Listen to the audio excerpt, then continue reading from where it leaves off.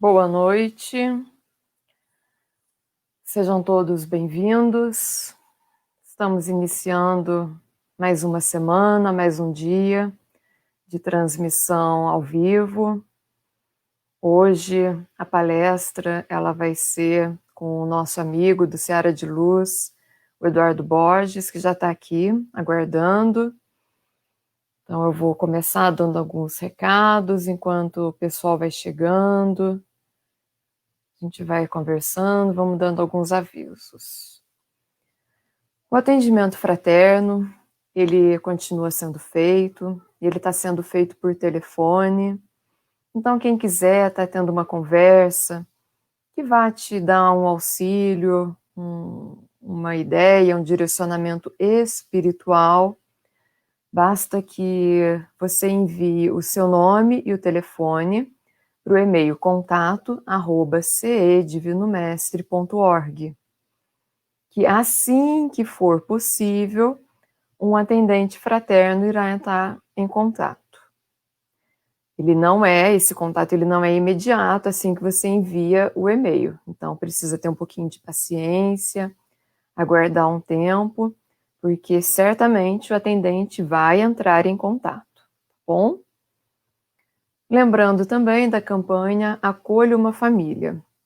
Então, se cada um puder doar um pouquinho, vai ajudar a muitas famílias que estão sendo assistidas pelo projeto Bem Me Quer. Então, o que está sendo arrecadado? Alimentos não perecíveis, principalmente leite, fraldas e os itens de higiene pessoal. Então, quem puder estar contribuindo, basta levar até o Bem Me Quer, que fica dentro da obra social Célio Lemos. Então, você pode levar na segunda, na quarta ou na sexta-feira, das 9 até o meio-dia. Sempre tem alguém lá para poder receber a sua contribuição. Caso você não possa estar levando, entre em contato com a Iris. O WhatsApp dela é o 981630807. Também é bom lembrar que outros tipos de doações que você queira estar fazendo, também pode fazer, são bem-vindas. Entre em contato com a Iris, que ela pode estar te auxiliando para onde levar, como fazer com a doação que você queira fazer. Às vezes você quer doar uma roupa, algum móvel, objeto, brinquedo, qualquer coisa que você tenha que você queira doar. Aí você entra então em contato com a Iris e aí então juntos vocês podem ver como fazer essa doação. Bom, os recados são esses. Temos algumas pessoas. Boa noite para vocês que já estão aqui. Quem deu boa noite foi a Elisete, a Silvia, a Ivanessa. Então, sejam todos bem-vindos. Vamos então fazer uma prece para que o nosso amigo possa iniciar a palestra. Vamos então, fechando os nossos olhos, voltando os nossos pensamentos para Deus, para nosso Mestre Jesus. Vamos respirando, acalmando as nossas mentes, os nossos corações. Vamos agradecendo a Deus por mais uma semana que se inicia de trabalhos, de transmissões, pelo amparo que recebemos.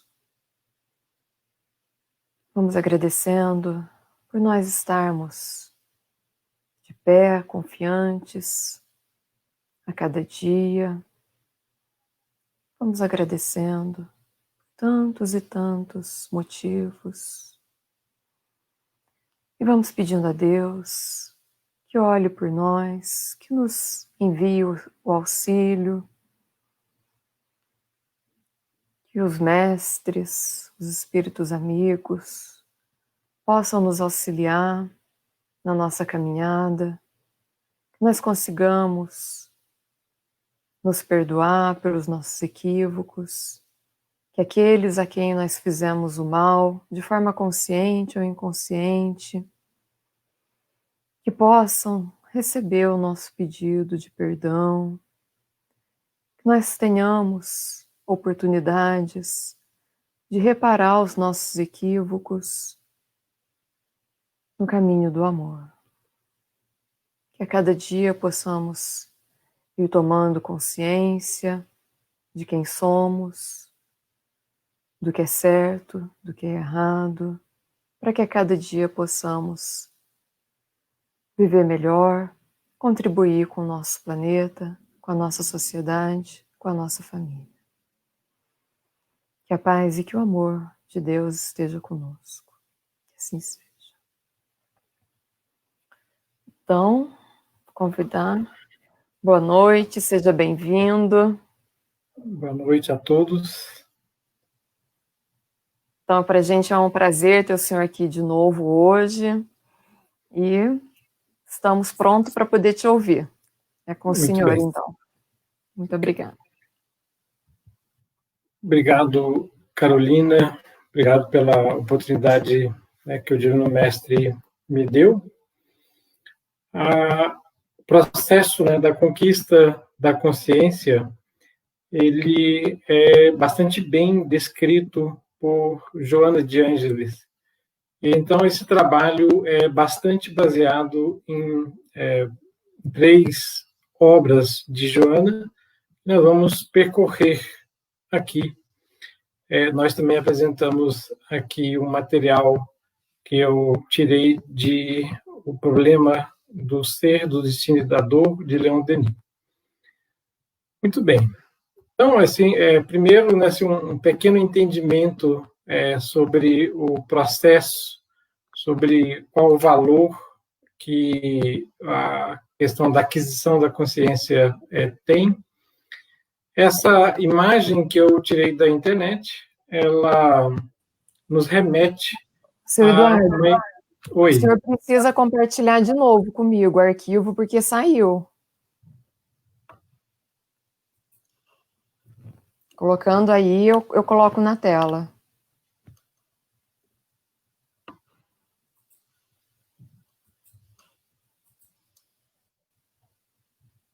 Aí. Tudo bem? Vou deixar neste modo, porque aí qualquer coisa eu vejo as suas mensagens aqui. Tudo bem? Na imagem que nós estávamos vendo primeiro, né, que aí tinha um joguinho que eu faria aqui. Essa imagem ela é baseada numa imagem criada por Jung, que dizia que, como um iceberg, o inconsciente ele tem uma parte submersa muito maior do que a que aparece flutuando, que seria o nosso consciente.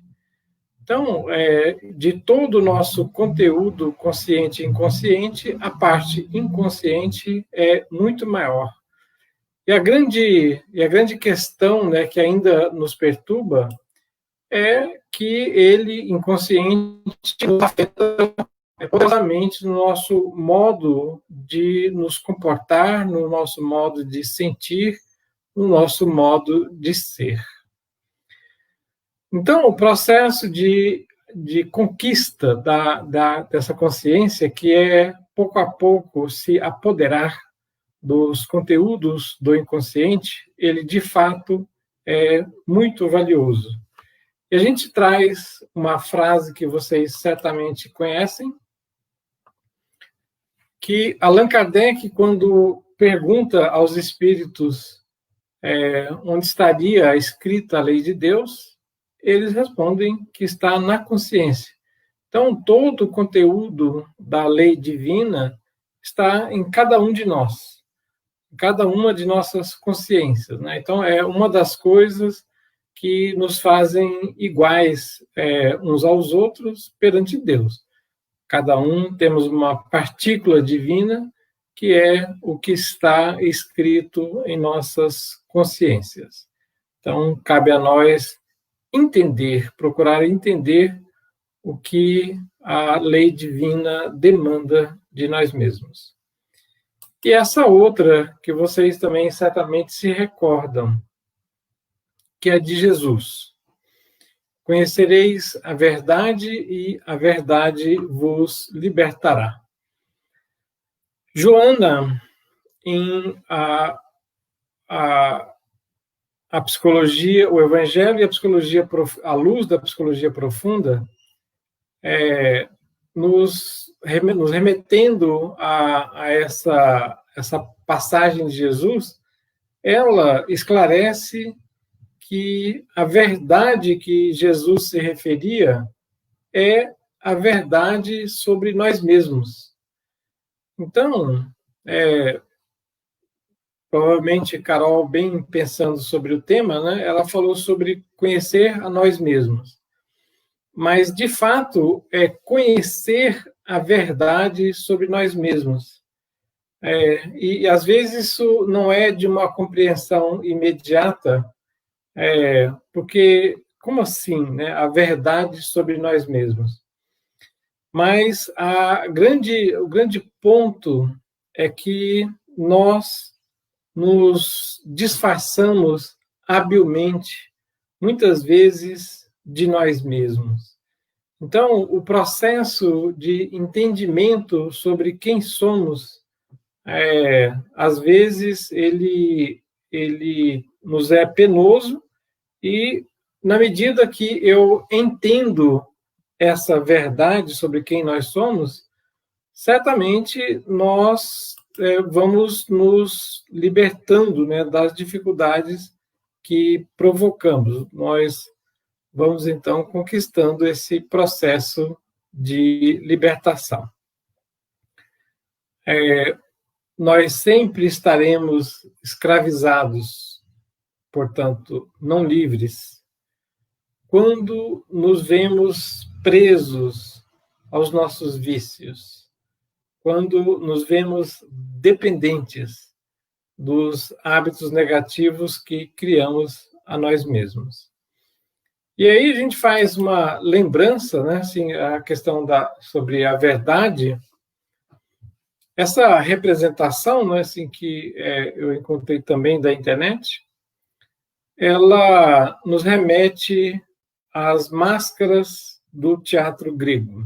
Então, para quem não sabe, no teatro grego, os atores usavam máscaras. Então, quando queriam representar alegria, usavam uma máscara da alegria.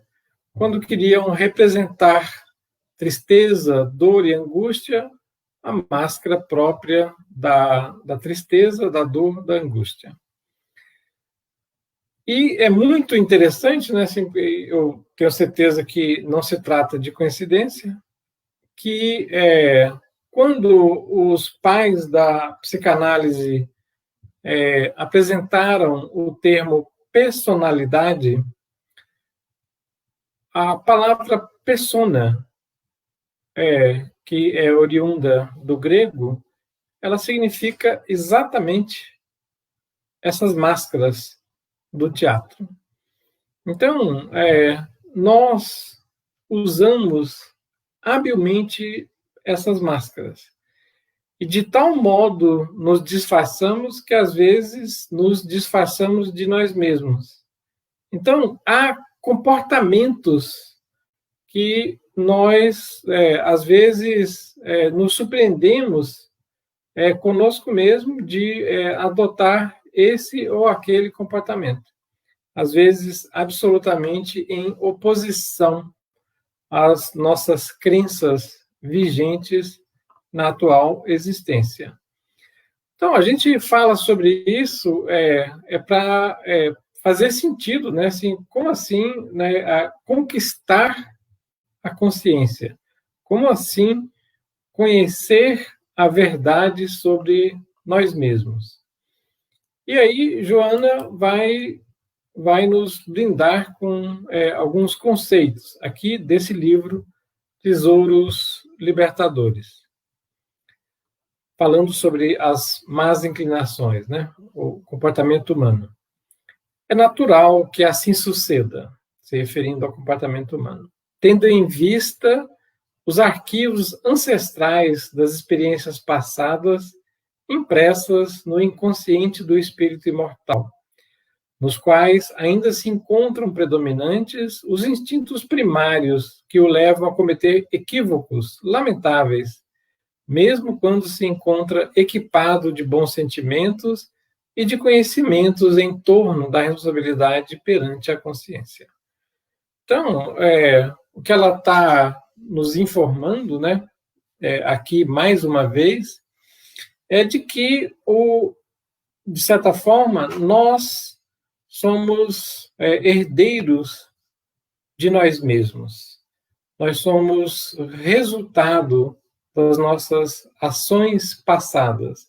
Muitas vezes, essas ações passadas estão nas existências anteriores, nas reencarnações, em que nós, muitas vezes, vivemos de forma leviana. E então, esse procedimento do passado, ele chega até nós, nos influencia através desses arquivos impressos no nosso inconsciente. Então, o inconsciente, na visão espírita, ele é tremendamente alargado com os conceitos da reencarnação. É simples. Você viveu, por exemplo, 30, muito mais do que isso, 30 encarnações antes dessa. Então, todo esse conteúdo, ele está impresso no seu inconsciente. Ele te afeta? Te afeta. Então, você tem algo muito mais pesado no seu inconsciente do que o que você se recorda da existência anterior. Então, muitas vezes, é o que ela está dizendo, na existência atual, esses conteúdos que estão lá registrados, eles determinam o modo que você age. Então, muitas vezes, infelizmente, aparecem esses instintos primários, né, oriundos do nosso instinto de sobrevivência, e muitas vezes esse conteúdo te força a uma atuação absolutamente equivocada. Mesmo, por exemplo, que você esteja absolutamente consciente, ou melhor, com um bom entendimento das propostas, por exemplo, da doutrina espírita, dos esclarecimentos que a doutrina espírita traz a todos nós. Mas, nós somos testemunhas disso, né? Nós, por experiência própria, nós cometemos equívocos dos quais nos lamentamos. Ainda, mais uma vez, né? Isso aí é o entendimento de por que isso acontece. Mas ainda não estamos falando o que fazer com isso, né? Que é o nosso objetivo hoje. E ela ainda continua. Pessoas corretas na aparência, insuspeitas e gentis, de um para outro momento alteram a maneira de conduzir-se, permitindo-se lamentáveis ações morais. Morais e espirituais, que as fazem resvalar para níveis ultrajantes. Indivíduos que combatem erros sociais, as condutas que consideram esdrúxulas, quase sempre são surpreendidos exatamente nesses desaires que os atormentam interiormente, ocultos que permaneciam sob a máscara exterior. Então, ela revela, né, de um modo muito interessante, pelo menos, né, esse aspecto que a gente acabou de refletir, né, que às vezes pessoas aparentemente ótimas, né, calmas, como ela diz, insuspeitas, gentis, mas motivados, né, por gatilhos que são disparados na vida atual, fazem com que se desperte do inconsciente esses arquivos que lá se encontram adormecidos no porão do inconsciente. E, às vezes, quando isso acontece, né, quando esses gatilhos são disparados, eventualmente as pessoas, na mesma palavra que ela usa, resvalam para comportamentos absolutamente ultrajantes, né? Então, é preciso muita vigilância da nossa parte para que nós evitemos esse disparo desses gatilhos que estão como se fossem a nossa espreita, como o gato vigia o rato. E aí ela comenta, né, algo para nos fazer entender, né, um desses tesouros, né, assim, que ela nos apresenta, ela, Joana de Ângeles, que muitas vezes, né, assim, quando a pessoa ela combate, digamos, excessivamente, né, assim, a violência, o combate às armas, às vezes é porque essas pessoas têm o problema dentro de si mesmos.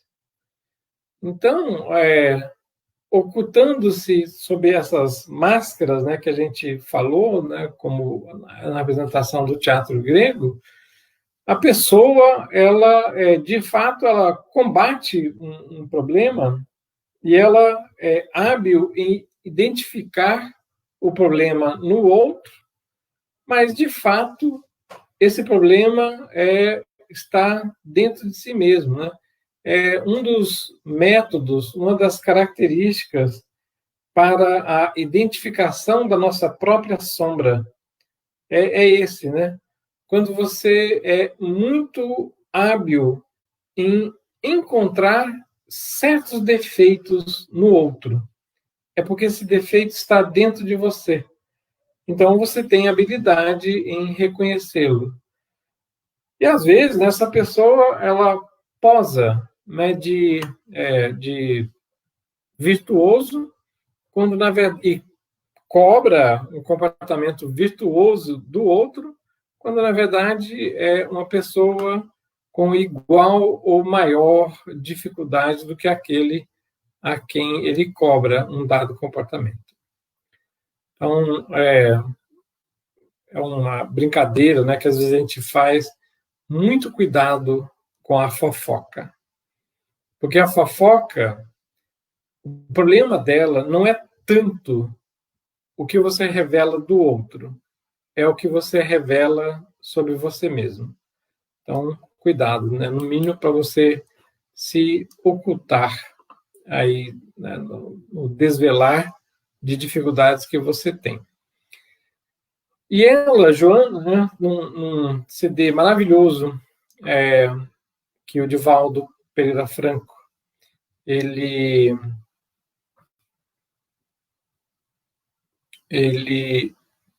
gravou, ele fala, né, fala uma coisa: sábio é aquele que aplica seu conhecimento na condução da existência. Eu vou contar um episódio bastante breve, que eu sou testemunha ocular. Eu tinha 15 anos, dá para ver que foi outro dia. Eu era acompanhante do meu tio mais velho, que ele tinha um enfisema pulmonar. Ele foi um fumante inveterado. E ele tinha um problema pulmonar, resultado do uso continuado do tabaco. E então eu me lembro bem, né, assim, que certa vez ele estava internado no hospital por conta do enfisema. E ele tinha um problema cardíaco, meu tio. E então o cardiologista foi visitá-lo. E é muito interessante, porque eu me lembro como se fosse hoje, em que o cardiologista dizia para ele do problema de fumar. A única dificuldade na cena era que o cardiologista estava com um cigarro entre os dedos. Então foi, pelo menos, engraçado, porque assim que ele falava para meu tio sobre não podia fumar tanto, ele percebeu que ele estava gesticulando com o cigarro na mão, né? Então, é justamente sobre isso, né? Assim, você se torna sábio na medida que você consegue aplicar o que você sabe para você mesmo. Então, né, é uma lembrança para todos nós espíritas, porque nós temos um tesouro nas mãos, né, e cabe a nós aprender a utilizar corretamente esse conhecimento nas nossas existências. E ela, a partir de agora, né, várias vezes a gente vai falar desse livrinho aqui. Ó. Esse livrinho, já meio antiguinho, ele é pequenininho, né? É aquela história do perfume francês, um conteúdo maravilhoso num frasco minúsculo. Se analisarmos a conduta de um especialista em problemas respiratórios, que conhece intelectualmente os danos provocados pelo tabagismo, pelo alcoolismo e outras drogas adictivas, e que, apesar disso, usa ele próprio qualquer um desses flagelos, eis que ainda não logrou a aquisição da consciência. Seus dados culturais são frágeis, de tal forma que não conseguem fomentar uma conduta saudável. E assim, a questão ela é bastante simples, né? Que assim, eu faço uma comparação, alguns podem achar terrível e esdrúxula, mas é assim, ó, por que você não corta a sua mão com uma faca? Por que você não passa de modo voluntário, né, a faca sobre a sua mão? A razão é muito simples. É porque sangra, porque dói, porque você, né, vai causar para você mesmo uma doença. Você não faz isso a menos que você seja doente. Então, ninguém faz isso. Né? Se cortar a mão é só num acidente. Mas isso acontece porque você tem plena consciência do resultado de um ato translocado desse, que é passar uma faca na mão. Então, por que um especialista, por exemplo, né, um pulmonologista, ele pode fumar? É porque ele conhece muito sobre os mecanismos da respiração, mas ele ainda não se conscientizou, ainda não é um sábio. Portanto, é assim, ó, sábio não é aquele que sabe. Sábio é a pessoa que usa o que sabe na condução da própria existência. Então, assim, estamos nessa situação, né, de conhecer intelectualmente bastante bem as propostas sobre quem nós somos, que somos espíritos encarnados, que viveremos uma vida no pós-túmulo, que é consequência dessa, que tivemos e teremos várias encarnações ainda pela frente, o que deveria nos afetar no modo de proceder aqui na Terra. Quando tal não se dá, é porque eu ainda não conquistei, né, essa posição de sábio. E ela continua. O que é a conscientização? Ou a conquista da consciência? É o instante a partir do qual, né, tu consegues discernir com acerto, usando com parâmetro o equilíbrio, a partir do qual alcanças ponto elevado na condição de ser humano. Ou seja, quando eu me conscientizo, quando eu conquisto a consciência, eu atinjo equilíbrio. Isso é importante. E eu cresço como pessoa. De vez em quando eu falo sobre isso, muita gente conhece, né, assim, na pergunta 919, a proposta que, numa pergunta que Kardec fez, que Santo Agostinho responde, né? Assim, o modo de melhor conduzir a nossa vida na nossa busca da felicidade. E na pergunta 219, Agostinho, então, responde: um sábio da antiguidade já vos disse, conhece-te a ti mesmo. A questão, né, que a frase usada por Agostinho aí, ele se referia a Sócrates, certamente, de fato é anterior a Sócrates. É que Sócrates divulgou para muitos, porque ele tinha vários discípulos, o que estava escrito no pórtico da entrada do templo de Apolo, na ilha de Delfos. Estava escrito lá, obviamente, em grego clássico e antigo, conhece-te a ti mesmo. Mas havia uma segunda frase que era menos popular, né? E ainda hoje é menos popular, mas ela é importante. Nada em excesso. E esse nada em excesso, de vez em quando, ele me atormenta a mente, porque eu fico me perguntando desses sábios, né, de todos os tempos da humanidade, por que ele foi levado a escrever isso na pedra, né? O conhece de mesmo tem um valor muito grande, né, assim que a gente pouco a pouco vai despertando para essa realidade. Mas nada em excesso. É esse equilíbrio, né? É assim, eu preciso ter discernimento, portanto, ter esse equilíbrio. Nada na minha existência poderá ser em excesso, de modo que lentamente eu entro no processo da conquista da consciência. Para nossa reflexão. E Joana, nesse livro monumental, né, O Homem Integral, no capítulo 32, ela vai dizer aí sobre o nascimento da consciência. Oportunamente, Jung voltou a esclarecer que a tarefa do homem é conscientizar-se dos conteúdos que pressionam para cima vindos do inconsciente. Ou seja, nesse inconsciente, né, na visão lá daquela figura que nós usamos, esse conteúdo ele faz uma pressão buscando aparecer no nosso consciente, no nosso comportamento.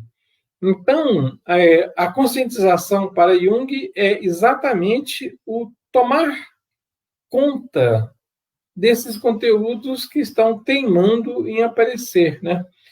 Usando uma expressão de Jesus na parábola do filho pródigo, na parábola, quando o filho ele abandona a casa do pai e vai com a parte da herança que lhe cabia e faz o usufruto indevido daquela parte. Depois depois de se esbaldar, ele vai terminando aquela fonte de recursos e ele começa a achar que ele estava sendo pior tratado do que os porcos na fazenda do pai. E Jesus usa uma expressão, caindo em si, ele então se pergunta, eu não deveria voltar à casa do pai? E é esse processo, né, de conscientização, é esse despertar, né, assim que ela se refere. Então, ela vai dizer, esse despertar e crescimento da consciência, caindo em si, ainda, segundo o eminente psicanalista, termina por afetar-lhe também o inconsciente. E ela vai explicar como é que é isso. É óbvio que se os conteúdos psíquicos emergentes formam a consciência, as contribuições atuais desta consciência se irão incorporar ao inconsciente que surgirá mais tarde. eu quase entendi, né? Vamos só capturar. É assim, ó. Evidentemente, né? Você sendo herdeiro de si mesmo, herdeiro das ações transatas, o que está no inconsciente te afeta. Portanto, afeta como você se comporta hoje. Mas, na medida que você procura se acertar, você deposita no inconsciente novos conteúdos, que então, mais tarde, por exemplo, nas outras encarnações, eles se incorporarão ao inconsciente do futuro. Né? Então, assim, do mesmo modo que você é herdeiro do seu passado, o seu futuro será herdeiro do seu presente. Então, o inconsciente você planta na medida que você age hoje. Né? Então, muito relevante, né, assim, o entendimento sobre isso, que você melhora também o seu inconsciente na medida que você toma conta, que você se conscientiza desse conteúdo, muitas vezes, infelizmente, perturbador. E aqui, né, um raio de esperança. Existe um processo de conquista da consciência. Então, usando o mesmo livrinho que eu me referi, né, que é Os Momentos de Consciência, nós vamos passar com vocês, né, eu espero que eu não me perca de vocês a partir de agora, porque eu vou colocar no modo apresentação, espero que continuem ouvindo e vendo. Opa, perdão, eu vou ter que ir rapidamente onde eu estava. Eu apertei uma tecla que me levou ao início da apresentação.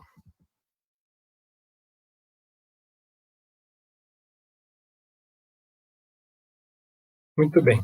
Há um processo, né? E aí, a lembrança. Nós podemos treinar a consciência. Nós podemos treinar essa aquisição. Então, vamos ver como é que treina. E olha só, mediante o exercício de valores morais elevados, objetivando o bem do próximo e o próprio bem. Né? Tudo isso nesse livro aí. Ó.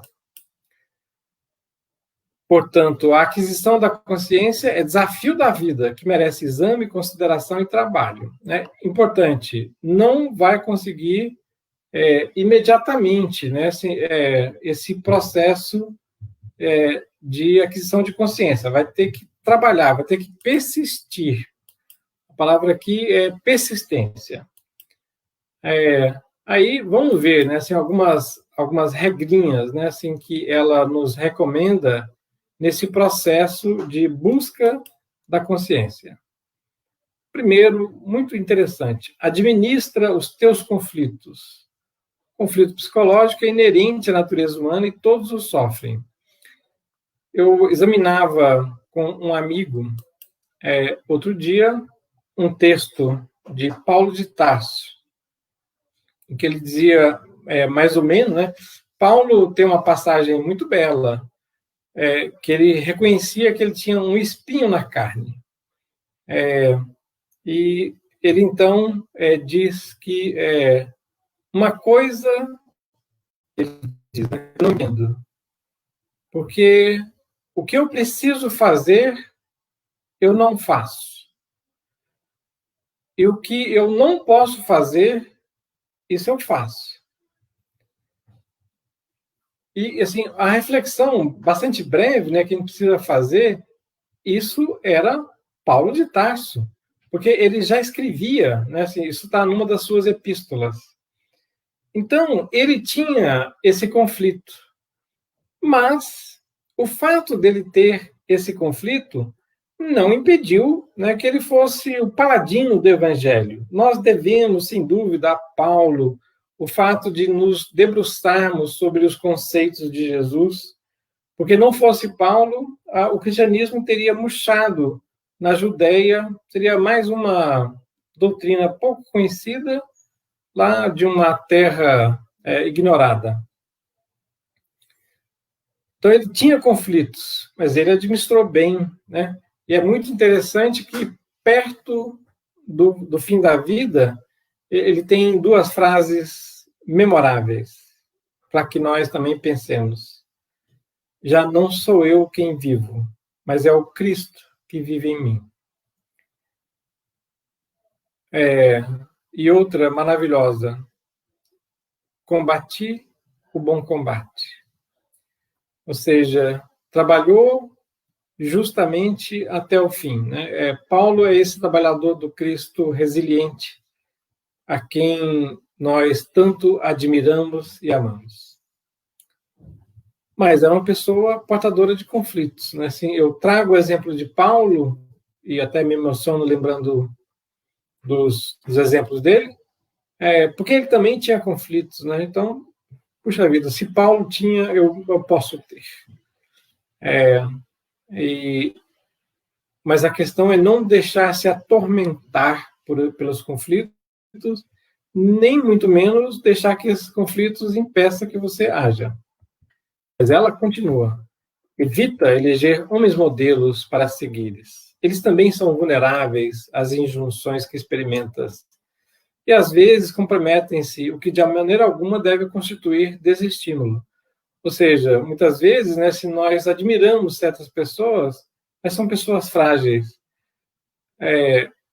Repetindo a pergunta que é feita aos espíritos, né, através de Kardec, qual é o melhor modelo que Deus colocou ao nosso alcance?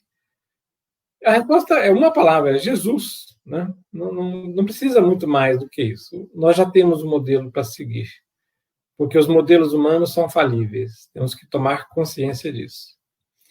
Muito importante, concede-te maior dose de confiança nos teus valores, honrando-te com o esforço para melhorares sempre e sem desânimo. Se erras, repete a ação. Se acertas, segue adiante. Então, nós erraremos. Muitas vezes, nas nossas decisões, nós erraremos. É próprio do processo de crescimento nosso. Então, o fato de nós podermos errar, considere que errar pode ser um aprendizado. Então, você, pelo menos, vai descobrir como não fazer se você errar. Se você erra, repete de modo diferente. Essa é a proposta. Se você acertar, consolida o procedimento porque você acertou. Então, confia em você mesmo. Nós todos somos filhos de Deus, merecedores, portanto, do apoio de todo o universo. Não só para que a gente acerte, né, assim, nas nossas tentativas, mas também nos apoiando quando nós erramos. Porque eu tenho que ter a modéstia de dizer para mim mesmo, errei. Vou ver o que fazer para não errar novamente, né? E prosseguir. Tremendamente relevante. Não te evadas ao enfrentamento dos problemas usando expedientes falsos, comprometedores, que te surpreenderão mais tarde com dependências infelizes. Então, muitas pessoas fogem, né, do enfrentamento de problemas. Nós somos assim muitas vezes, né? Então, na nossa busca, eu fujo do problema. Mas eu cresço na medida que eu enfrento. O enfrentamento é bastante relevante. Muitas vezes, né, a pessoa... Vocês já ouviram isso, né? Eu bebo para esquecer. É a fuga do enfrentamento. Que a gente não faça isso, né? Assim, que todo dia, qual a melhor atitude que eu posso ter ante o problema que chega até nós? Reage à depressão, trabalhando sem autopiedade nem acomodação preguiçosa. Então, eu posso contribuir com o universo, então não vou me acomodar. E ela vai dizer mais uma coisa maravilhosa. Tem em mente que os teus não são os piores problemas, eles pesam o volume que lhes emprestas. muito relevante, né? Assim, o tamanho do problema é você quem dá, ou melhor, você empresta, porque eles não são grandes. Principalmente quando você olha para quem sofre mais do que você, aí você vê o quão modesto é o seu problema. Libera-te da queixa pessimista e medita mais nas formas para perseverar e produzir. É uma frase, né, de Mário Cortella, repetindo os frades capuchinhos, né, eles têm um código. Ele fala assim, é o item 33 do Código dos Frades Capuchinhos, sem murmúrios. Então, assim, muita gente passa a vida se queixando, mas isso só produz pessimismo, né? Então, assim, o que fazer para perseverar e produzir? Jamais cedas espaço à hora vazia, que se preenche de tédio, mal-estar, perturbação. Toda vez que você tiver uma hora vazia, procure algo positivo para você, uma boa leitura, uma prece, uma visita, alguém que necessita de uma palavra, alguém que esteja doente, mas não permita, né, os minutos vazios, porque ele será ocupado com a trama do seu passado. Tudo que você fizer, faze bem com dedicação. Esse é o modo de superar as nossas pequenas dificuldades. Tu és humano, e o processo de conscientização é lento e o adquirirás com segurança e lucidez através de ação contínua. Então, assim, nós temos dificuldade e não vai ser em uma encarnação que você conseguirá o processo de conquista de consciência. Persiste. E nessa frase do sede perfeitos, em O Evangelho segundo o Espiritismo, um homem de bem, entre outras coisas, estuda suas próprias imperfeições, trabalhando incessantemente em combatê-las. Todos os esforços emprega para dizer no dia seguinte que alguma coisa traz em si de melhor que na véspera. Pouco a pouco eu vou me libertando das dificuldades do ontem. Essa figura está no meu celular pessoal. Processo de conquista de si mesmo é árduo, mas merece o nosso esforço. E no nosso encerramento, alguns parágrafos de Leon Denis. Todo o poder da alma se resume em 3 palavras: querer, saber e amar. Querer, isto é, fazer convergir toda atividade, toda energia para o alvo que se tem de atingir, desenvolver a vontade e aprender a dirigi-la. Então, é preciso que a vontade não se evada, né, dos alvos, das nossas metas que precisamos conquistar. Saber. Porque sem o estudo profundo, sem o conhecimento das coisas e das leis, o pensamento e a vontade se transviam no meio das forças que procuram conquistar e dos elementos a quem aspiram governar. É a proposta de Kardec. Né? É preciso conhecer primeiro, né, o conhecimento das leis que governam todo mundo e o ser humano. É importante que a gente conheça para poder corretamente dirigir essas forças. E, por fim, acima de tudo, é preciso amar. Porque sem o amor, a vontade e a ciência seriam incompletas, muitas vezes estéreis. O amor ilumina-as, fecundas, centuplica-lhes os recursos. É a proposta de Jesus, que eu trago aqui a imagem do amar ao próximo como a si mesmo. Porque esse é o único jeito da libertação dos nossos antigos defeitos. O amor permite que eu exerça a abnegação, que eu exerça o perdão, o servir sempre, sem descanso, de modo que, pouco a pouco, eu conquiste o meu processo de conquista de consciência. Muito obrigado a todos. Eu acho que... Nós que agradecemos para o senhor. Tudo bem. Tem uma pergunta aqui, será que o senhor podia responder? Vou colocar, ó. Pode. Uma vez que isso tem se tornado muito comum hoje em dia, quando o senhor falou sobre quando a gente faz tipo o espelhamento com o outro, né? A gente enxerga um defeito no outro, mas que na verdade a gente tem dentro de nós mesmos. Foi nesse Sim. momento que ele colocou a pergunta. Uhum. Aí ele continua assim: isso seria relacionado com uma seleção dos espíritos que sejam capazes de seguir ainda neste planeta, dos que terão de partir para outro orbe? Acho que se o Miguel tiver aí, ele puder melhorar a pergunta. A única interação é via texto, né? Mas eu acho que é assim, ó. Nós, tanto na questão do espelhamento, é uma dificuldade que nós trazemos em nós e, de fato, não é tanto ligado ao período que nós estamos vivendo. Nós vivemos um período de transição. Mas isso é característica humana. Assim, nós temos facilidade, sempre tivemos. A fofoca não nasceu nesse século nem no passado.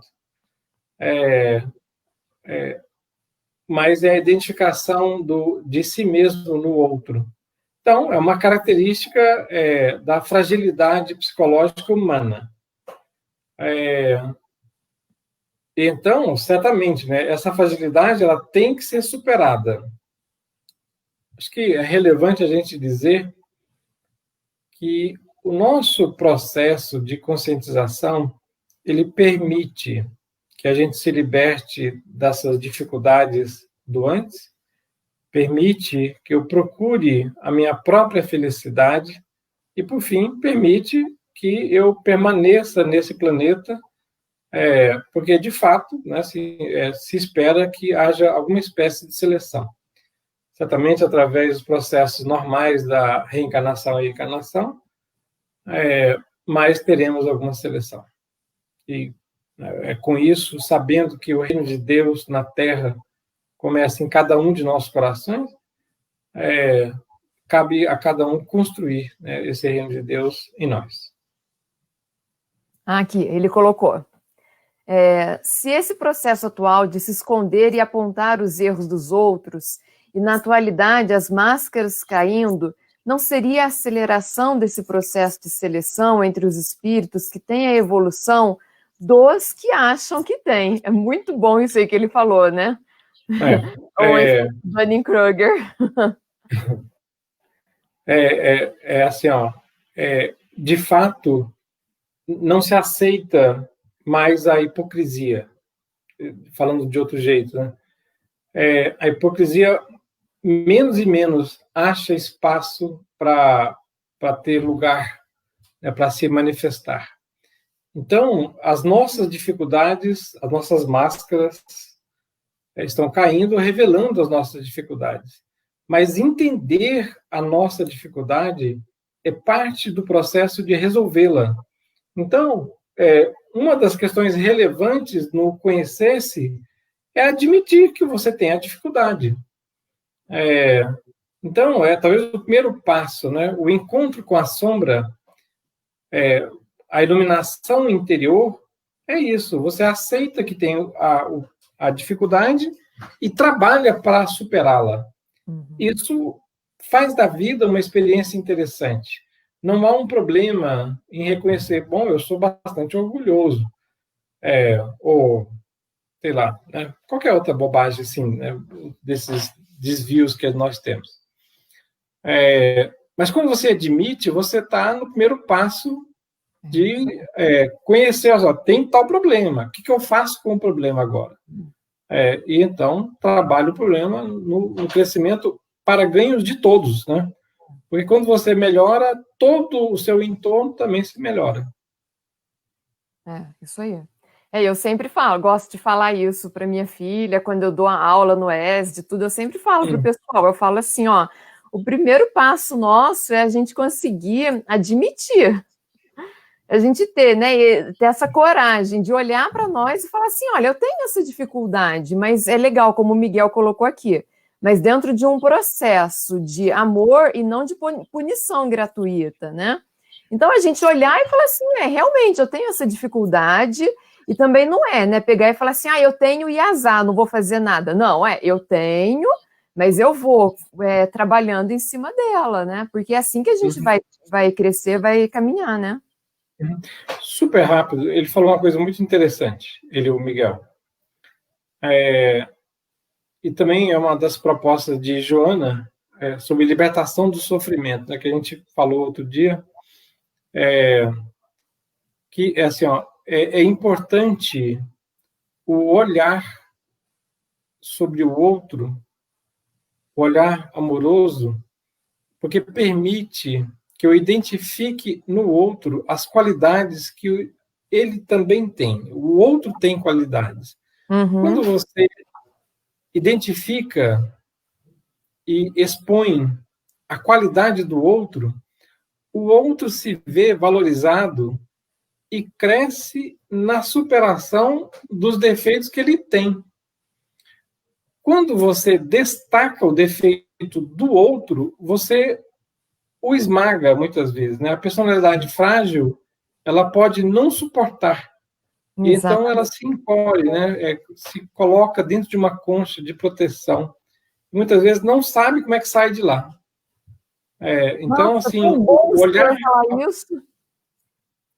O olhar amoroso é isso, né? Assim, de trazer as qualidades positivas que o outro tem. No fundo, é o procedimento de Jesus, né? Assim, que ele era capaz de trazer maravilhas de dentro, né, de pessoas em dificuldade. A pecadora, né? Eu não te condeno, vá e não peques mais. E como que a gente vê que nós estamos precisando disso, né? Porque muitas das vezes nós somos muito rápidos em julgar, condenar e apontar a falha dos outros até as nossas, mas nós somos extremamente lentos, ou até nem sequer capacidade temos de pegar e falar para uma pessoa algo de bom que ela tem e que poderia levantar o ânimo dela, né? Nossa, fantástico o senhor fazer Carol, isso. Isso é o estudo lá da libertação do sofrimento, né? Mas é assim, quando acho que a recomendação, né, assim, nem que seja por egoísmo, você deve falar o bem do outro, porque na medida que o outro se melhora, você é beneficiado, obviamente, né? Assim, quando o seu entorno está melhor, você se melhora. Então, assim, nem que seja pelo egoísmo de querer o seu entorno melhor para você mesmo, faça isso. Mas, de fato, cada um, né? Você tem uma capacidade imensa de favorecer o crescimento do outro nesse olhar amoroso.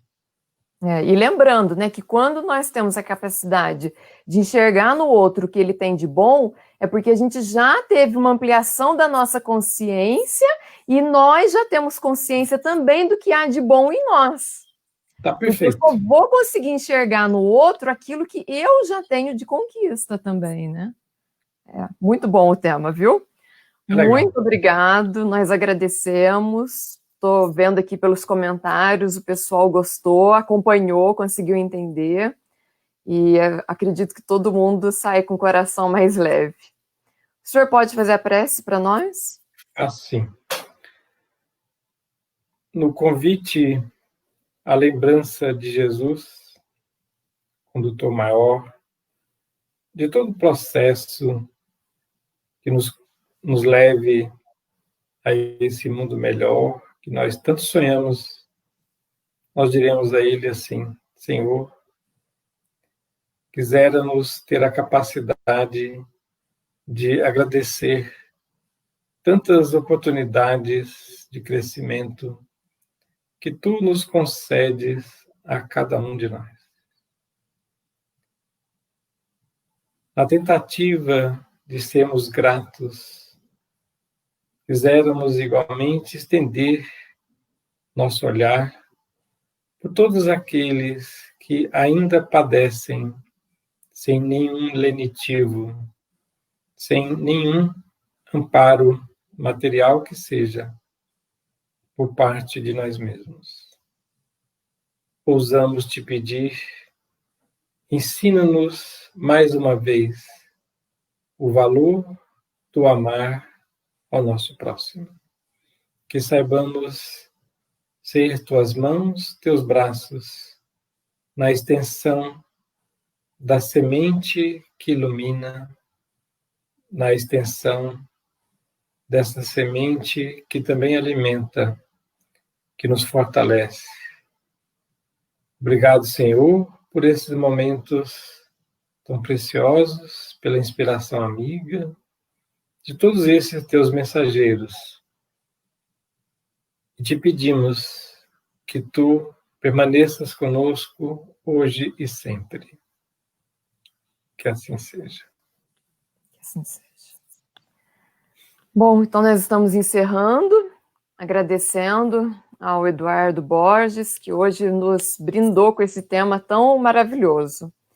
E já aproveitando para convidar vocês para amanhã, é o André Pralon que vai fazer o tema, e ele vai falar sobre redes sociais, internet, celular, o uso para o bem e para o mal. Esse tema é fantástico, ele fez esse tema já no Divino Mestre, né, quando físico, né? Então, eu já assisti, então por isso eu posso garantir que é um tema muito bom e muito atual e que vocês vão gostar bastante. Então, fica o convite, o nosso agradecimento e até uma próxima vez para o senhor. E com vocês, eu espero, né, que possam estar de volta amanhã, no sábado, para poder ver a palestra da Fernanda, que também vai ser um tema muito bom, que ela vai falar sobre realmente temos o livre-arbítrio? Também é uma dúvida, né, que muitas pessoas têm. Então, tenham todos uma boa noite e até a próxima. Se Deus quiser. Um abraço a todos. Tchau. Tchau.